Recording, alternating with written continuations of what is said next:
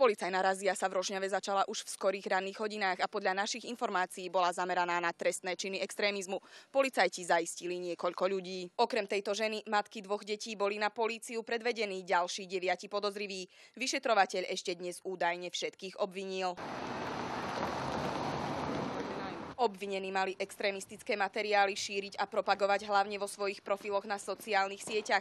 Tento mladý muž sa však takýmto tvrdeniam bráni a s obvinením nesúhlasí. Tam bolo aj na papieri vidno, že to nie ja som zavesil, ale niekto úplne iný. Ja ho ani nepoznám.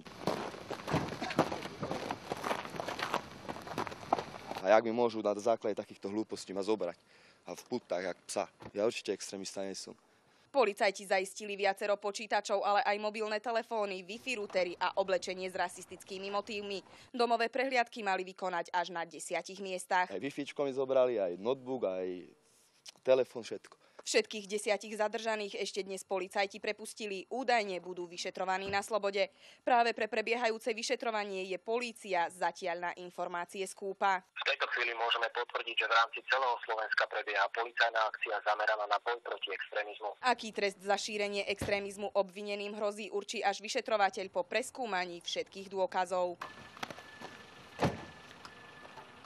Podľa našich informácií policajti momentálne preverujú hlavne zaistenú počítačovú techniku a mobilné telefóny, kde by mohli nájsť ďalšie dôkazy.